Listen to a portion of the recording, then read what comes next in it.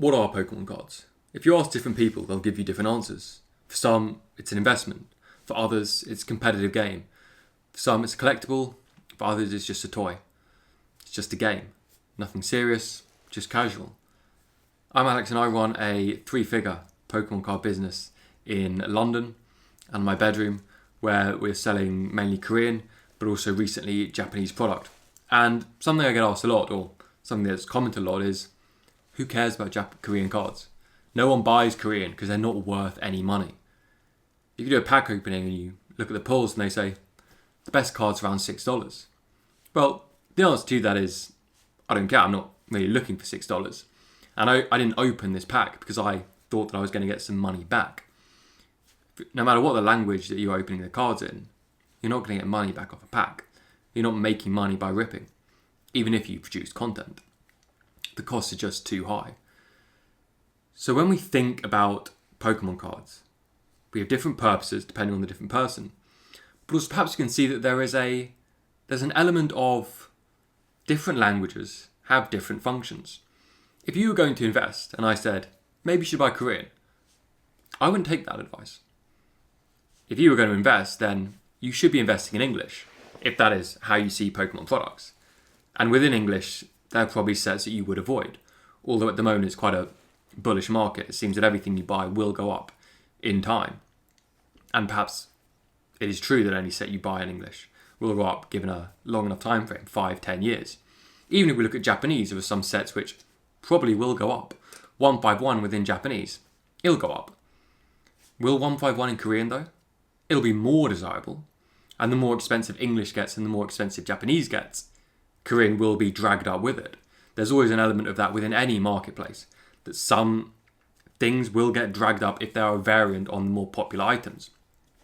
Because if I want 151 and I'm priced out of English, or simply too scarce, then I buy Japanese. But if then I get priced out of Japanese, where have I got to turn next? And the answer for most people is Korean.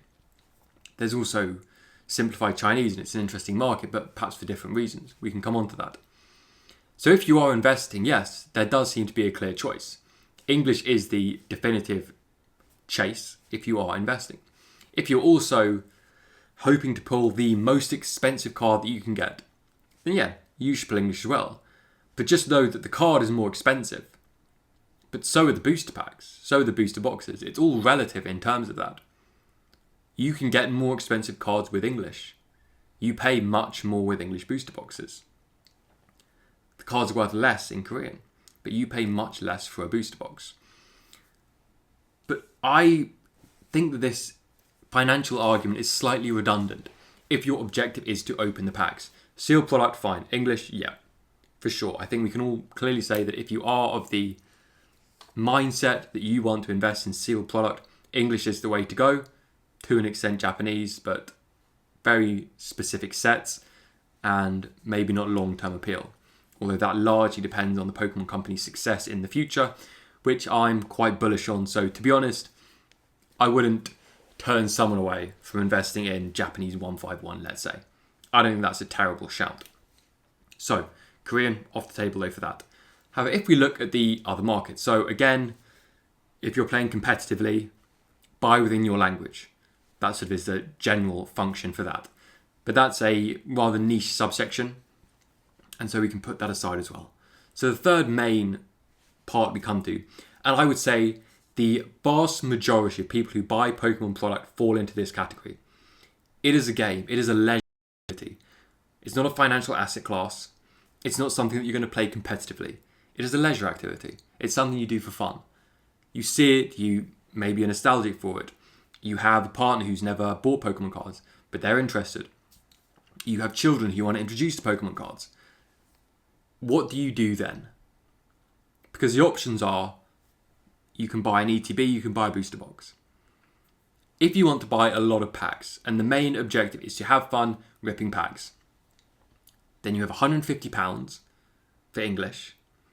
You have maybe around £40, depending on the set, for Japanese. And you have around £20 again, depending on for the sort of baseline sets for Korean. So if you have £150, go for it. Spend £150 on English. No one's stopping you. If that's the level of disposable income you have that you want to spend on an hour of leisure time, an hour of fun. If you want to spend £40 to £50, then go for Japanese. If you want to spend £20 though, then go for Korean. Everything has its space within the Pokemon market. It is not just one, you have to buy English. If you buy anything else, what's wrong with you? What are you doing? Do you not know about, how cheap they are? Yeah, that's the point. I do know about how cheap they are. And I don't care about the resale value of the cards, because I'm not here to resell. I'm viewing Pokemon as a leisure activity, something that I can have fun with. I don't want to go through the bother of listing up singles or selling bulk of what I've got, though that is a preferable alternative. But I'm not going to go through every card listed as singles. Because let's face it, in a booster box opening, some EX cards, some sort of ultra rares, they're not going to sell. They're just not, because no one wants them. There are a few chase cards which will sell. And if you get them, great. Will you get them consistently? No. Does it matter the language? No. So you can open a £150 booster box. You can get nothing. You're not going to sell anything. Or you can get a £20 booster box. You can get nothing. You're not going to sell anything. But in one of them, you lost £150, and one of them you lost £20. So I think we need to start understanding that there are levels to this game within Pokemon. Not everyone has disposable income of £150 that they want to spend on it. Some of them only have £20 that they want to spend on it. And you can still have the same enjoyment, because fundamentally it's the same product. You have a pack of cards. You open it, there are some cards inside. There are some artworks you like, there are some artworks you don't like. There are some full arts, there are just basic cards. Reverse holos. And you open that and you have an emotional reaction to the cards within there. You get a favourite Pokemon. You get an amazing artwork. You get a favourite artist. Maybe you pull a Shinji Kanda and you just really design on that. You get an artist that you've never seen before and you just love the artwork on that. And that is something very beautiful about Pokemon. It's this amalgamation of different cards, different Pokemon, different styles, different artists to appeal to different people. And someone could open a pack and say, oh, this is a dud pack. But to another person, it's their favourite Pokemon. It's something they really enjoy. So all this sort of snobbishness around language that we can see, oh, you've got to buy English. English anyway, you're wasting money if you're not buying something, if you're buying anything else other than English.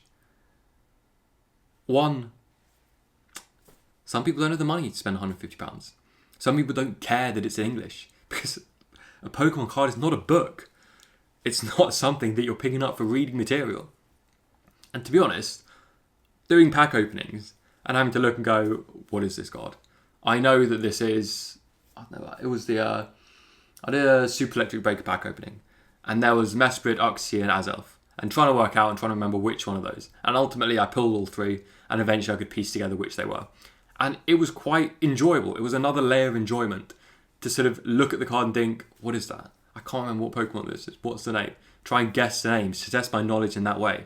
It was an added bonus which I didn't really think was going to be there. Because sometimes you see pack openings on YouTube, and I know that people opening packs on YouTube are not a representative demographic of people who actually open packs, just whizzing through them and looking to see what the card at the back is. I know that that's not representative. But there's no care. They don't care what cards they get. They care about the monetary value of them and only the big cards. And for me, that's, I don't know, it's a bit, Pokemon packs are not a hardcore activity where you're just, going through them. Nope, no, dud pack, oh yeah, okay, this is worth £10, dud, this is worth £50, great. It's sort of, what is that? I just don't see the appeal of that. Maybe there are some people who do. I don't understand it. I don't get what the enjoyment is of that. Opening the packs, looking at the Pokemon, seeing the different artwork, seeing an artwork of a Pokemon that you had no interest in, and just be like, actually, that's pretty cool. Actually, I like that artwork. And that makes me like the Pokemon more. And that translates over into the games, let's say. That's where I would sort of have it translate over. I want to try that Pokemon out. I've never seen them in that way. And the way this artist depicted it actually makes it really cool. I actually like that. I'm actually interested in this Pokemon. And discovering favourites through that. Having a favourite Pokemon and pulling it, no matter the language, is just a fun thing to do. It's just exciting. We have different tiers of Pokemon. There's not one thing for everybody. Different folks, different strokes. Some people have a small budget. They just want to enjoy it for £20. And that is a product which will never underdeliver. You spend less than £1 a pack. In some cases, £20 and you're getting 30 packs of Super Electric Breaker. And if you're wondering where I'm getting those prices from, it's from my website, www.thechase.club. Links down in the description if you want to buy any Korean Pokemon products and also Japanese. And Super Electric Breaker is up there for £20. So you can get that for less than £1 a pack, significantly less than £1 a pack. How can that possibly underdeliver? And if you want to see what you get in a pack, there is a pack opening up on the channel as well. You can look at the pack opening playlist and it's in there. I just don't see how that underdelivers. I just think that Korean always over-delivers. Because the expectations of £1 a pack or less than £1 a pack is just like, I don't care. If I open a pack and I get nothing, fine. I spent, 80 pence on it, 70 pence. No big deal. If I get a few pulls, I'm happy. But if I open an English pack, my expectations are way up there. I'm in an English booster box. My expectations are way up there. And if I don't get something which matches that, it's not a nice feeling, because you just spent £150 on this. And it's a shame. And yes, we can all talk about how people can get them cheaper, buying wholesale, buying them from different places. But I'm talking, if you're buying off the Pokemon Centre in the UK, you're paying £147. And it's a lot of money. It's a lot of money for what fundamentally I think is a leisure activity. And I think we need to sort of adjust our thinking to that. Sort of calm down a bit when it comes to Pokemon. I'm not taking shots at investors or, whatever other things people are doing. If you want to just collect in English and you like getting English Master Sets every set and you've got the disposable income to do that, that's fantastic. More power to you. But if you just want to enjoy the hobby, you like the artwork, you don't really care about the language, then I think Korean is the best option, the most accessible option, the most affordable option, and the best pound to fun ratio that you can get within Pokemon. To be honest, that's my opinion. I also think it's important to mention that, so personally I ship to UK and Europe. I've had some requests to ship to the US and I may be considering it, but not everyone speaks English. Some people don't care that it's in English, because the only people who would live, let's say, in Italy and think, I want to buy English product, is because English is the most valuable product. But it's not the language that you would know of the Pokemon or that you play in the games. So whether you're buying English, whether you're buying Korean, whether you're buying Japanese, it's all a foreign language. So ultimately, what does it matter? What does it matter to this? So if we return to the idea that Pokemon is a game, a leisure activity, we see that there are different aspects to it. There are different levels to our enjoyment within it. And I think that we should be accepting of everybody, no matter what the level they're in. Just because someone wants to buy Korean, that's fine. Because someone wants to buy Japanese, they've got an affinity for Japanese culture, Pokemon is Japanese, they want to buy it, that's great. They want to buy English because they're a hype beast and they know it's the most popular set, fine. I don't think that's smart reasoning, personally, but fine. I'm not going to sort of tell people what to do. I'll market Korean because it's a product that I'm selling. It's a relatively unknown, a relatively niche product. So it does need to be marketed a bit more than Japanese or English. Obviously, I do have a dog in this fight because I am selling Korean and Japanese. But I believe it. I believe that it is an accessible product. I believe that it is a fun product to unbox. I have my unboxings on the channel and I was blown away, to be honest, by the pulls that you could get in Korean. I thought it was more than what I paid for it. I'd be happy to get those pulls from a £40 to £50 booster box, to be honest. It was that good.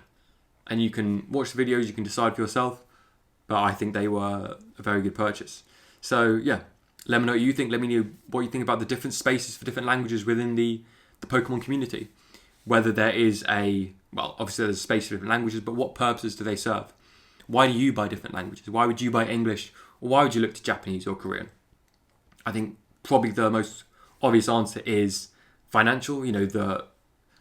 One of the reasons why we see the Japanese price so high is because the English price for 151 is because the English price for 151 got so high. It's such a scarce product.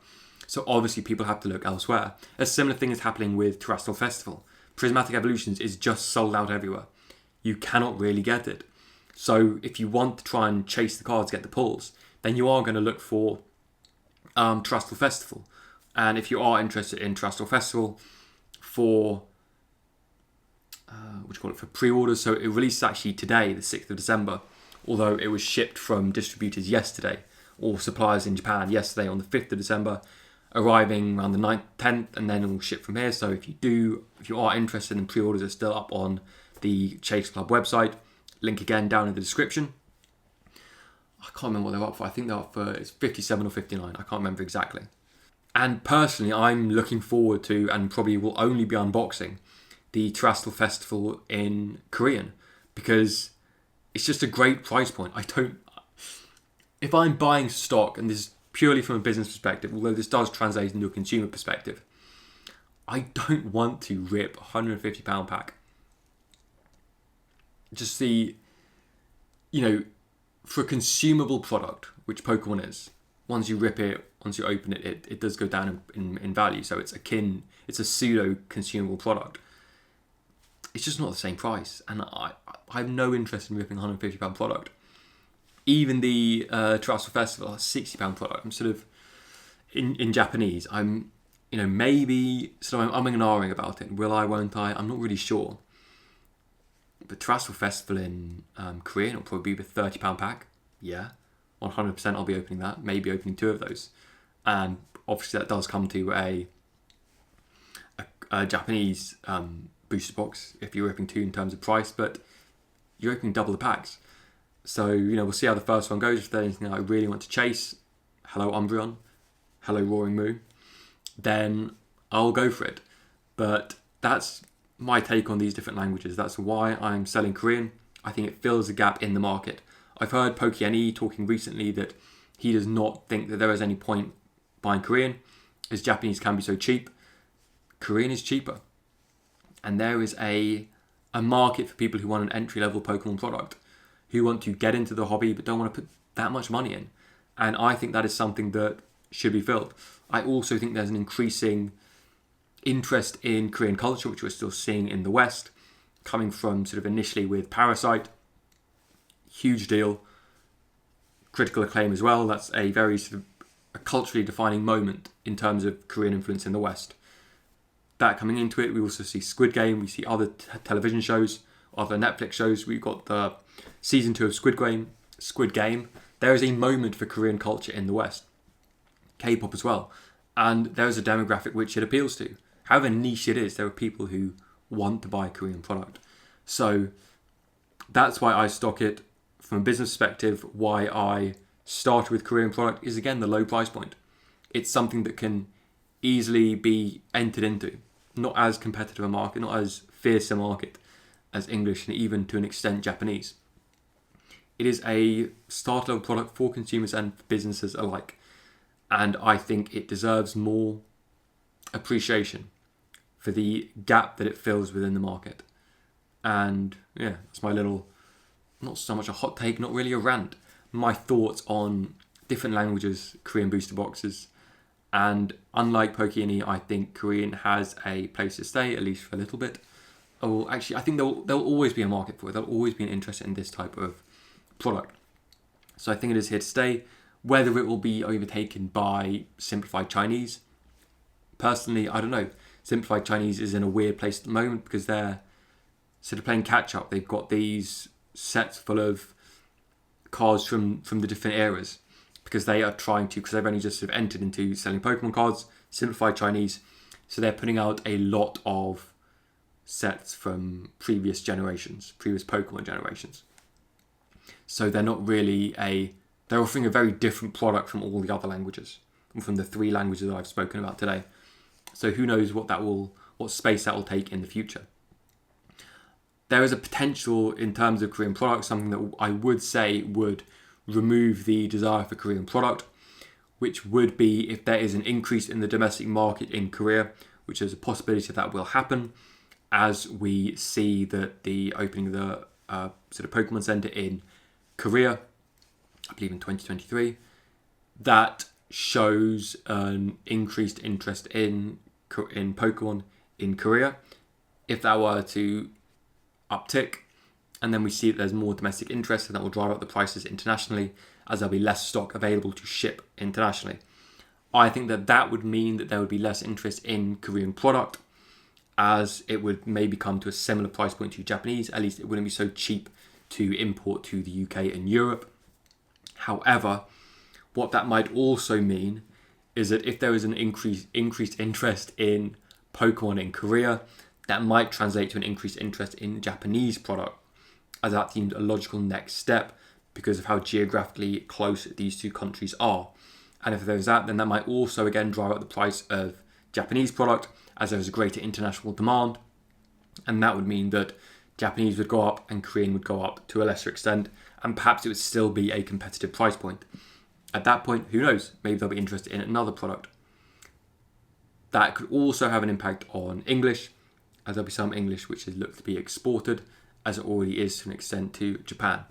Will that affect the English price too much? I don't think so. But this is all just hypothetical, sort of economic hypothetical situations. So will that come to fruition? Who knows? What will that mean when it happens? Who knows? Will there just be more stock? And so none of this will really have any impact. So there'll be more supply. So the increased demand is negligible and doesn't really matter. Who knows? Those are just some sort of thoughts off the cuff, just some sort of ideas about it. But the main point is, I like Korean. I think it has a place in the market. It is an entry-level Pokemon product, as we have booster tins in English. But I think that Korean just offers a much better prospect. And I think it's a great thing for children who don't really care about the language, they just like the artwork. It's a great thing for people getting into the hobby. And it's also good for people who want to do a pack opening every week, but don't want to spend £150 on it. They want to do a pack opening with every new set, but don't want to spend £150 a month. I think Korean fills that niche very well, fills that gap in the market, and that is why I stock it. That is why I will always stock the latest Korean sets, as I think that it is a good thing to have and makes Pokemon a better hobby, makes Pokemon a more accessible hobby for people. And if that is not the goal, then I don't know what is.